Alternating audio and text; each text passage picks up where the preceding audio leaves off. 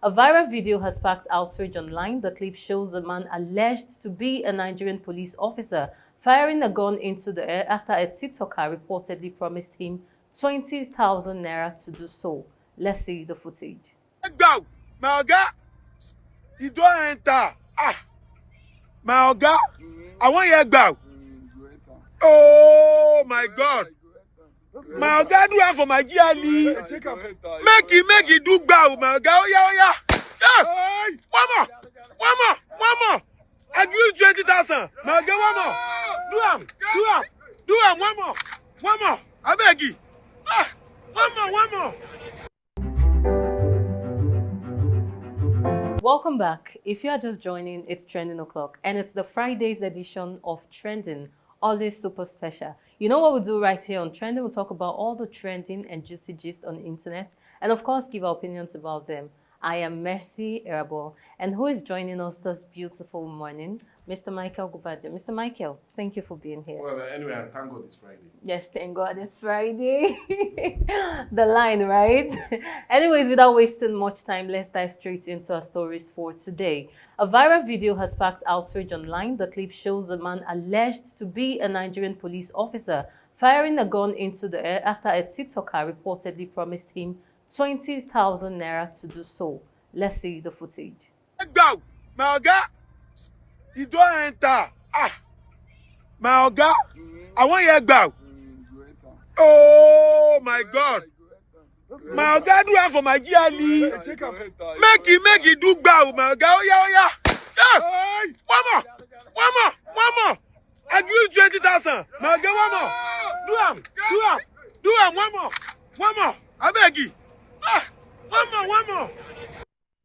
The incident has raised serious concerns about public safety, professionalism, and the conduct of officers in the Nigerian police force. Many Nigerians are calling for an immediate investigation and disciplinary actions. As of the time of those reports, no official statement has been issued by the Nigerian police force. Okay, so this is what we're talking about, the Nigerian police force again. Because I see no reason why a TikToker would promise you 20,000 naira just to shoot a bullet. And when they actually see an actual criminal, I'm sure by then they would say no bullets. When you've been wasting bullets for 20,000 naira. Mr. Michael, what do you think about this? I know at the end when they do an investigation, you tell you it's accidental discharge. He wanted to shoot, the thing just... Shoot who? The TikToker or what? Because I need to understand why he wants to shoot. Wait for the investigation. Are you not even happy it's one shot? If the guy had promised him 100,000 naira, do you know by now no bullet will be around any of that guns around? So let's be happy. It's only one shot now. It's 20,000 naira. Thank God it was not. So 20,000 naira for one bullet. Yeah. I've seen people shoot to less than that. Oh, really? Yeah. Wow. Well, we're waiting for investigations. We feel like the Nigerian police needs to do something about it. And I feel the TikToker too needs to be called in for some questioning. Well, honestly, I will not put the blame on the TikToker. Okay. Because the blame should go to that Nigerian police force officer who seems not to understand the difference between professionalism and making quick bucks on the issue of promise of shooting his firearm. The firearm is there. The rules and engagement on the firearm is well spelled. They know it. It's only engaging criminals, especially when you are being shot at. That is when you have to focus. Because it was obvious that this guy was making jest of the Nigerian police force, saying, "My oga, I promised you 20,000 naira. Shoot another one." It was obvious the Nigerian police force officer did not know that he was making jest of him. He was really trying to fill his pocket with money. Well, we hope the right authorities do something about this real quick. And once we get more updates about this very issue, we'll definitely bring them to you. Away from that story, a woman has accused a Nigerian's Minister of Works, David Umahi, of using intimidation to frustrate her release after court hearing. Speaking after she was granted bail, the woman alleged that the minister deployed police officers to the court and influenced officials to claim her case file was missing, preventing her from perfecting her bail. Let's see the footage. Look at it, Nigerians. All these policemen here because of me. Look at it, Nigerians. What does David Umahi want from me? What does David Umahi want from me? What does David Umahi want from me? They told the registrar to tell them to say my file is missing. I just came out from the court hearing. Right now, they say my file is missing. My file is missing. They don't want to perfect my bail for me to go home. David Umahi, what do you want from me? Do you want my star? I cannot give you my star, David Umahi. I cannot give you my star, David Umahi. This is what you have always wanted. I cannot share my star with you. David Umahi, give me my money and leave me alone. David Umahi, since 12 years ago, he asked me out. I said no. Give me my money and leave me alone. This is coming after she accused the minister of refusing to pay an alleged 304 million naira debt because she rejected his sexual advances. The allegations have sparked widespread reactions online, with Nigerians calling for transparency, investigation, and due process.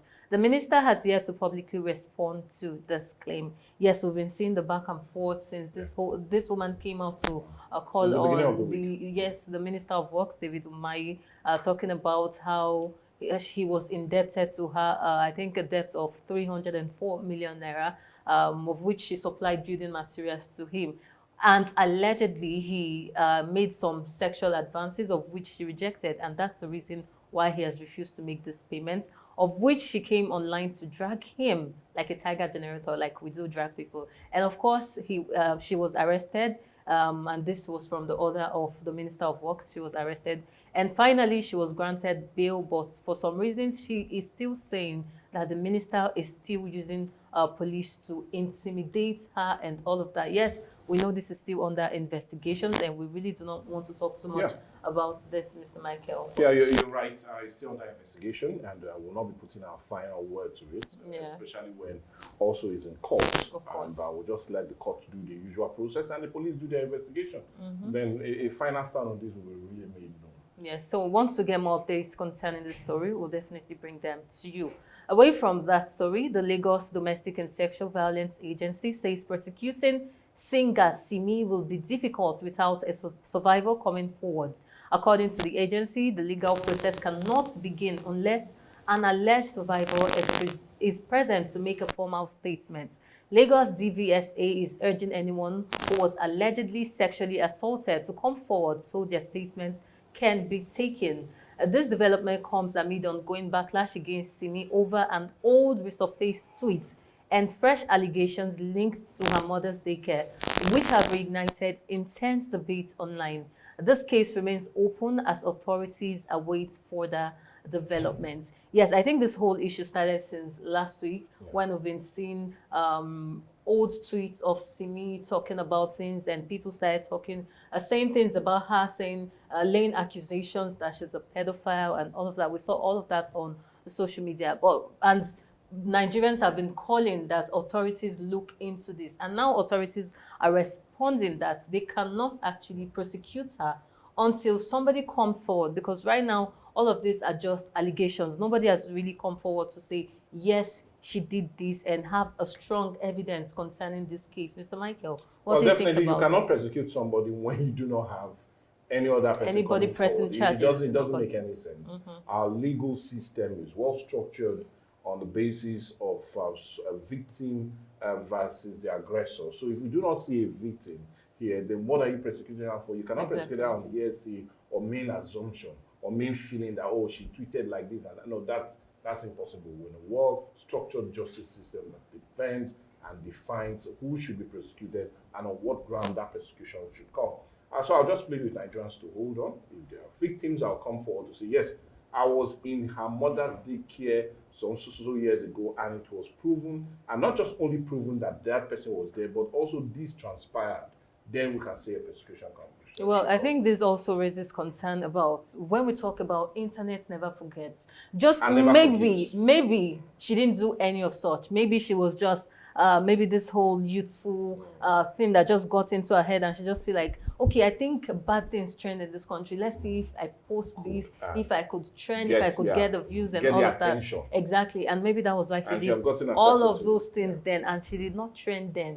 She's trending now. Like so that's said, why we talk. We should know how to forgive. Exactly. So we should know what to post on social media. Most times you cannot take your words back. these things that you've posted, even if you're deleting it, funniest part is you might decide to post something now and delete it the next minute. But sadly, somebody has seen it. Yeah.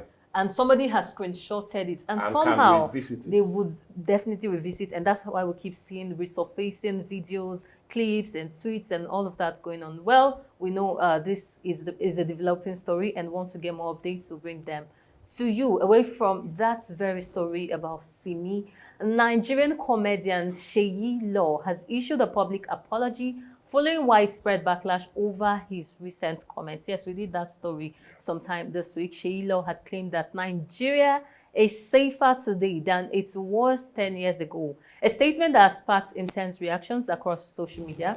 Following the criticism, the comedian apologized, stating that his comments were misunderstood and not intended to dismiss the realities faced by Nigerians. Let's see the footage. A statement that I made on Honest Bunch podcast, where I said, is it today that they've been kidnapping people from their home in Nigeria, and that Nigeria is safer now than 10 years ago? I'm not someone who would be too proud or be very insensitive to apologize when he makes a mistake. And if you notice, even on the Honest Bond podcast, when I said that I had the opportunity to host Governor Alex Otti's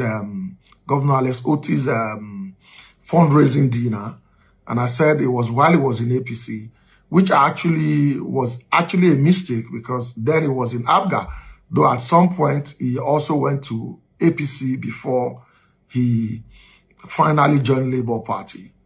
You could see that on the program. As soon as that error was called out, I apologize. I don't waste time to apologize. I'm not someone who holds on to mistake. And I had looked at that sentence, that statement, and I think that it is quite insensitive to people who had an issue or the other with kidnapping, relatives being killed and all that. And I want to sincerely and unreservedly tender an apology to those who that statement have hurt. And I know how you feel. I believe that statement is very, very insensitive. Well, the apology has continued to generate mixed reactions online and even here in our studio. Yes, so we know how this whole thing started, but me, I want to ask you, Uncle Seyi, are you sure this apology is coming from your heart, or the people that made you do this, you were waiting for that endorsement and you did not see it, and now you're here to apologize to us? Well, I think I kind of accepted your apology, knowing the fact that you too were once a victim, because the moment he made that statement, trust netizens, they went to dig some videos of him when he lost his aunt to the bad healthcare system, and he came on social media to cry and all of that. So they dug this very video out, and I think that was all of the things that made him feel like, okay, I think at this point I should apologize, because it means I am contradicting myself at this very point. And now this is the apology. Well, I accept your apology. Small. Mr. Michael. Well, anyway, I really want to show my gratitude to him also. Some persons might really offend others and then do not have the will to also apologize. On that ground, well, when he talked about the sensitivity of his statement, I'm talking of those, as we speak, many Nigerians are still in captivity. Of course, yeah. Many families are still going through the pain of the loss of a loved one on account of insecurity. Many are devastated. Many breadwinners have gone to the next afterlife, all on the ground of insecurity. And if you keep coming out to say, well, things are far better now than they were before, you are playing on the sensitivity of these persons and you're being insensitive to their plight. So coming out to apologize, coming out first to acknowledge that maybe you've gone too far in your endorsement on how things are as it concerns security, is the beginning of you coming real to yourself and real to the situation on ground.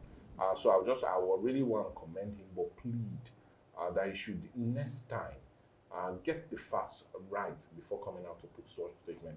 Like he said, this is the second time he's making such unnecessary mistakes First of all, I could still remember that fundraising he was talking about with Governor Alex Oti, when he said he was in the APC rather than ABGA, where he left to the Labour Party. You know, sometimes please do get your facts right so you do not come back and eat your words and Nigerians will start doubting if you're a man of sincerity. Mr. Michael, I don't know the light at which you're saying this, but from my own end, I feel this is intentional mistake, not just a mistake. Because if the country is good enough, the economy of the country is better than it was 10 years ago, the security is better than it was 10 years ago, why did you move your family outside this country? Was he saying the same thing? I'm not far from that. So he knows everything going on. It's not like he did not do the fact check and all of that. Like you said, maybe he was trying to get the attention of some certain persons.